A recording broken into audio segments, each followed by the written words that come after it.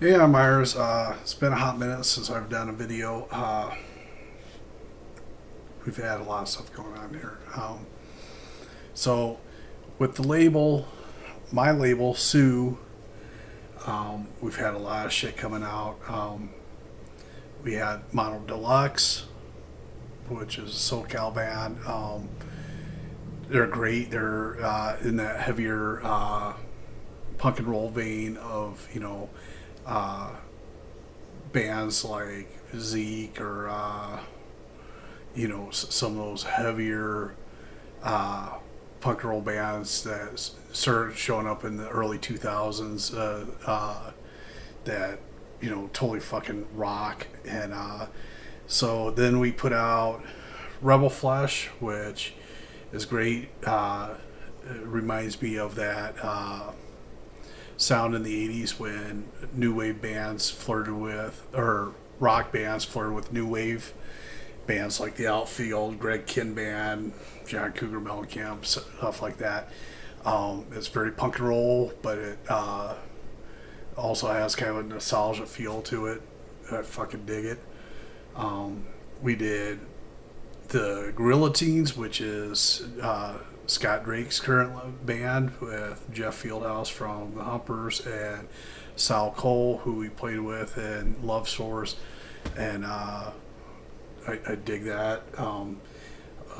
Did a record from a Minneapolis band that came out 30 years ago on CD and cassette, but never came out on vinyl. So we finally get the vinyl out for the Loose Rails, Red Turns to Green, which was like a pivotal record for my adolescence.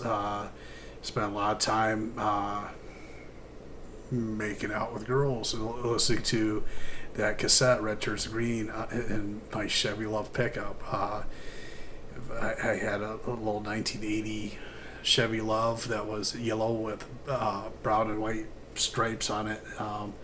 Looked like a fucking banana, but somehow, as charming as I am, I was able to con a few girls into going to make out with me. So, anyways, excited about that. And then Richard Duguay from Personality Crisis, the Canadian band Personality Crisis. He got a 45 for us. The A side is called Fuck You Fame Whore. I have no clue what that's about. It sounds like it's probably a love ballad of some sort. And then the B side, he does a cover of Arthur Lee's band Love, their song that Pat Todd and the Rikk Outsiders and the Lazy Cowgirls blows harmonica on. So that's totally worth checking out. So I've been busy with that stuff.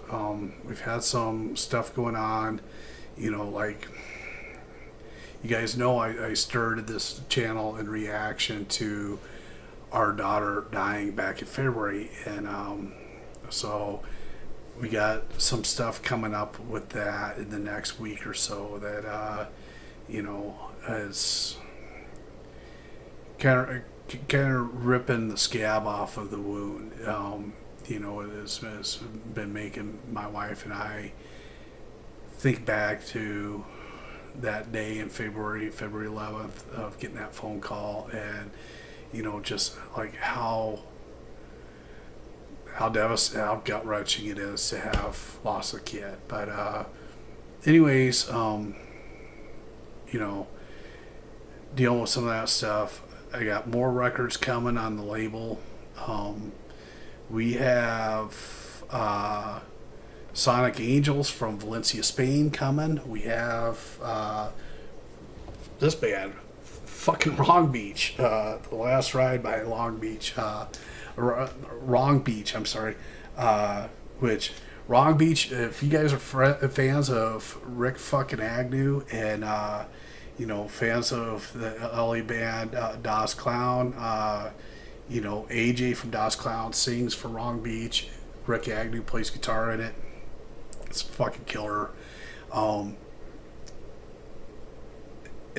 I've listened to test pressings. The test pressing sounds way fucking better than the CD did.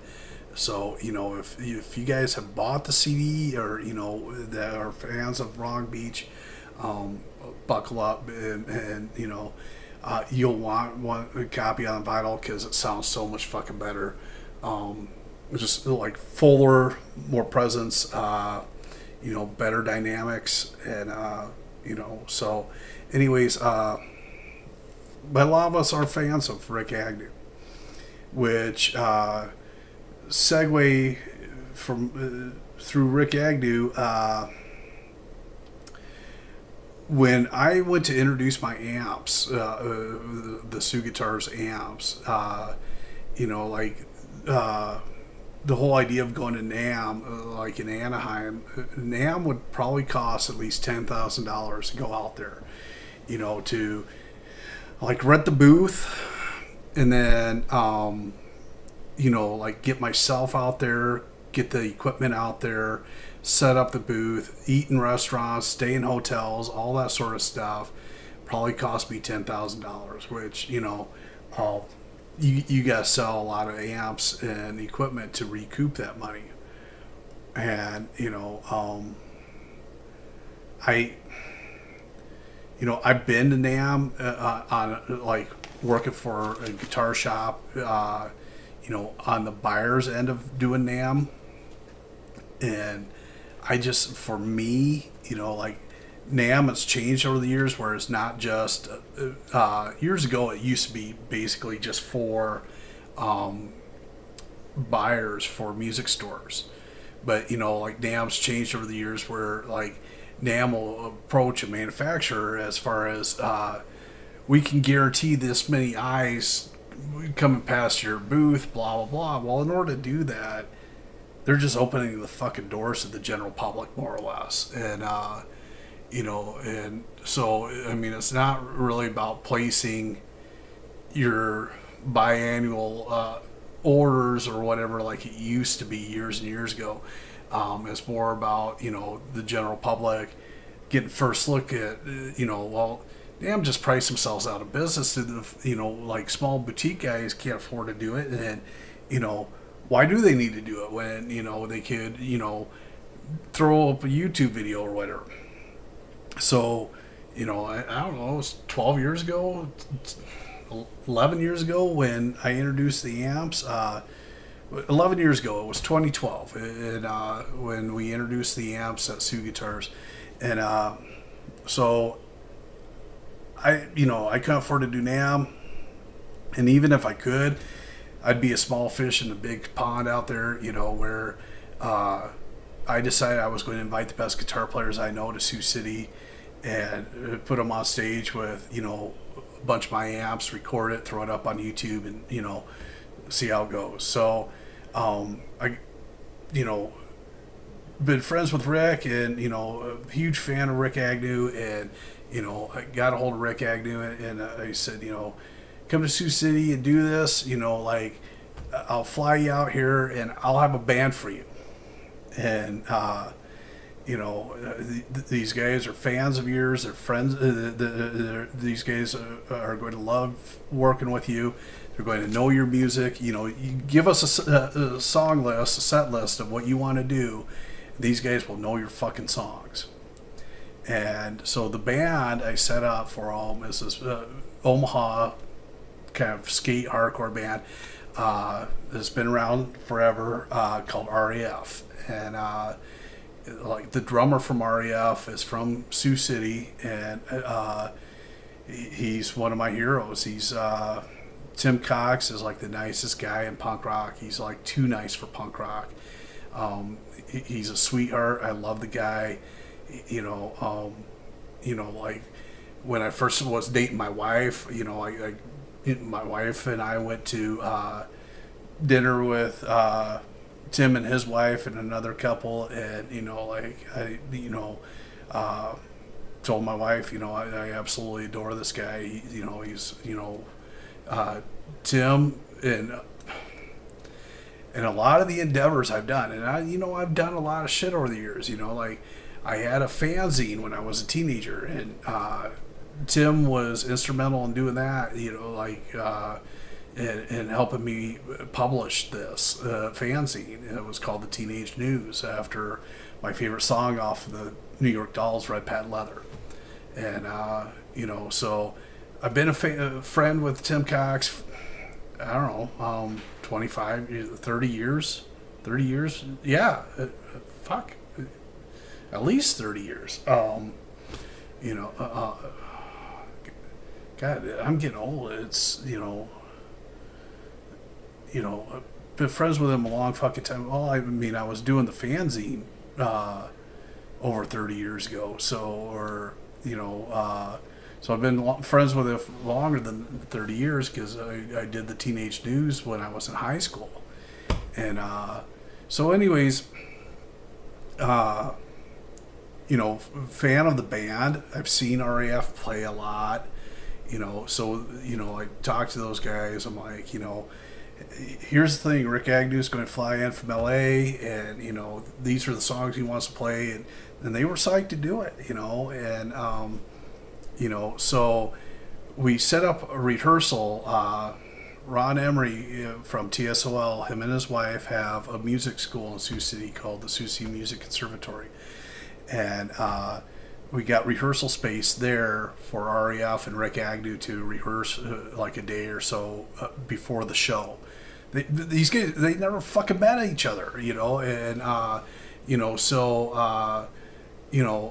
alone play together. And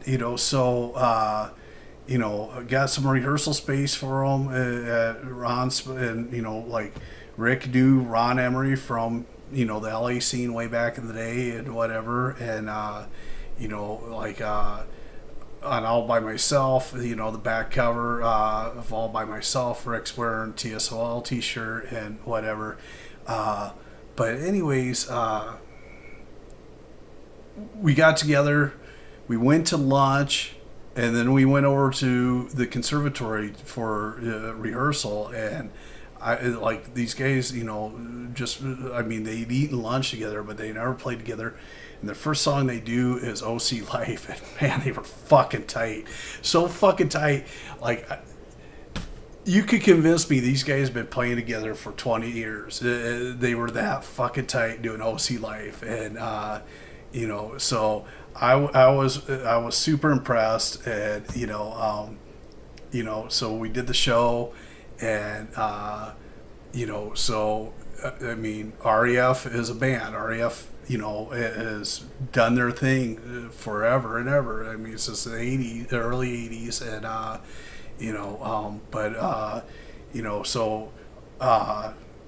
they were Rikk Agnew's band that night, and so they went as RAF, Rikk Agnew's Fiasco, and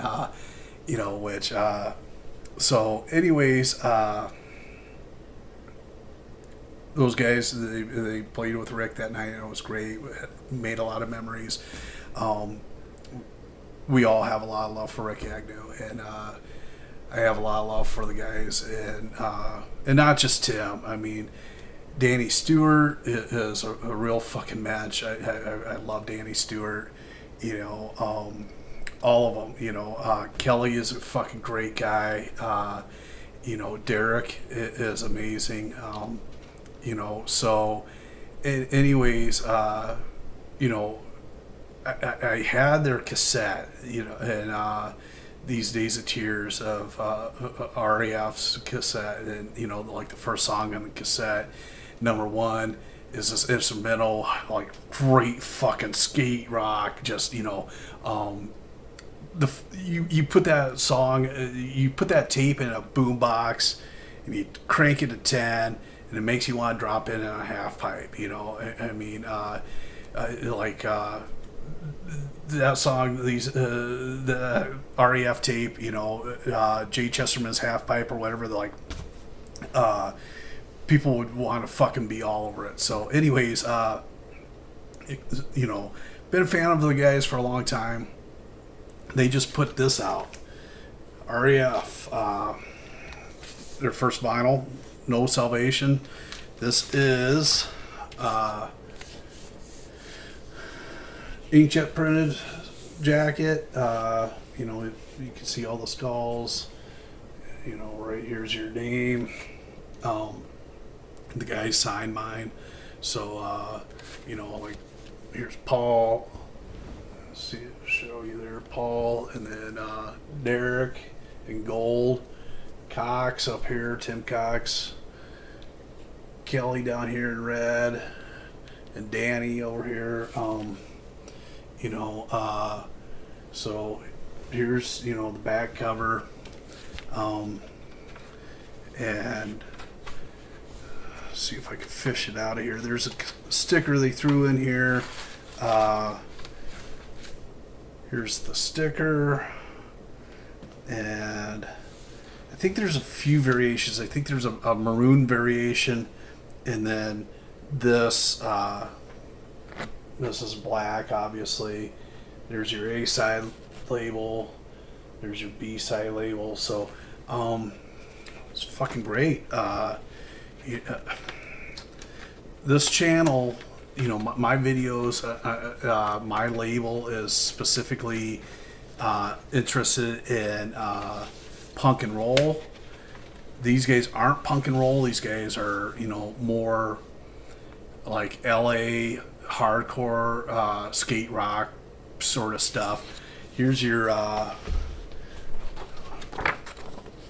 liner. Bunch of pictures, I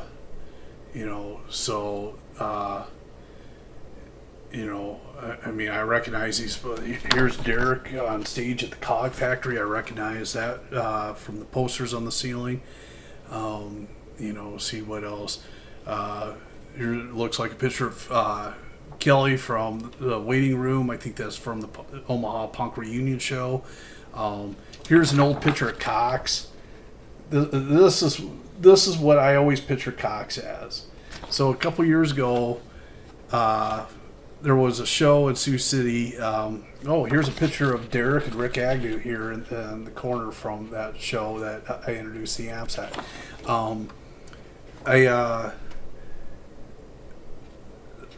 Here's Cox wearing his hat and whatever. There was a show a few years ago with Sioux City Pete. We just know him as Pete in Sioux City. But he's out in Seattle. He goes by the moniker Sioux City Pete.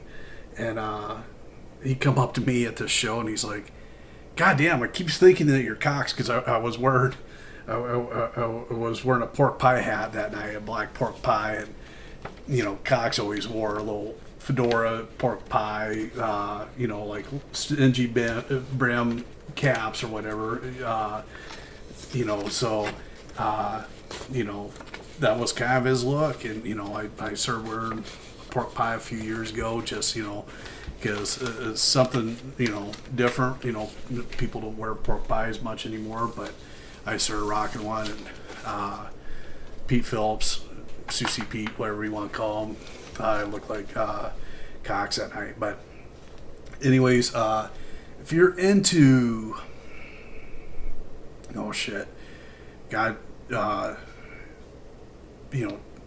Channel 3, The Adolescents, Youth Brigade, a lot of that LA hardcore skate rock sort of shit, you would be into this. It's tight. These guys are just, like the stops and the time changes and whatever. These guys are tight. I dig it a lot. I just got this today. I've only been through both sides of the record once. Things will jump out at me the more I listen to it. But, first listen, I fucking love it. You need to pick this up because for all intents and purposes, RAF is done. Tim Cox and his wife, Christy, moved out to Phoenix a couple years ago. And, it's a hell of a fucking commute for the drummer to get to Omaha to play shows, or what the rest of the band to get to Phoenix to play shows or whatever. So for all intents and purposes, the band is done. But they had a killer show the other night, from my understanding. I couldn't make it, since we moved to Minnesota.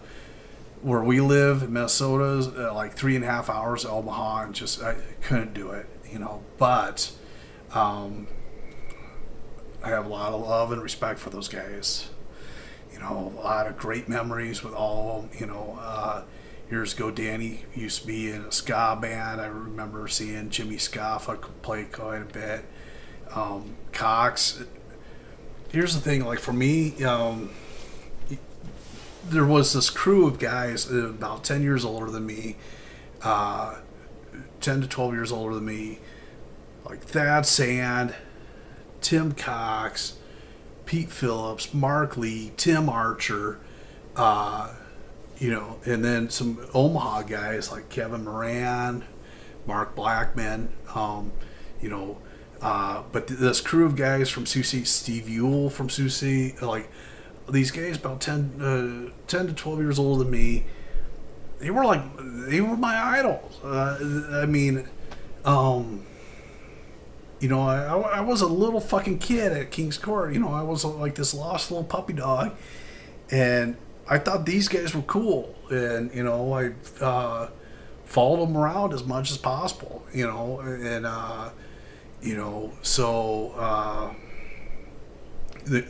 And in a lot of regards, we've grown up, and I know these guys different now than I did when I was, 10, 11, 12, 13 years old,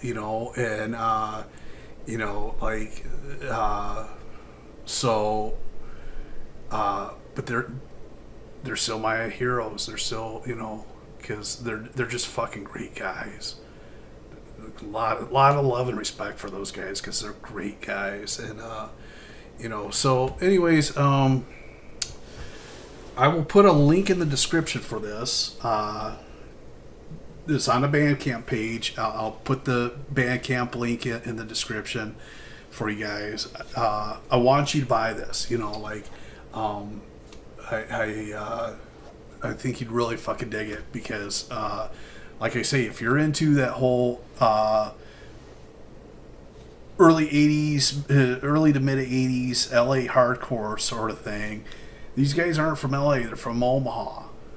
But that being said, these guys are on fucking par with, Adolescence, with DI, with Channel 3, with Youth Brigade, any of that LA hardcore shit, these guys could go toe to toe with. And so link will be in the description. If you like these videos, like the video and subscribe to the channel. Thanks for watching.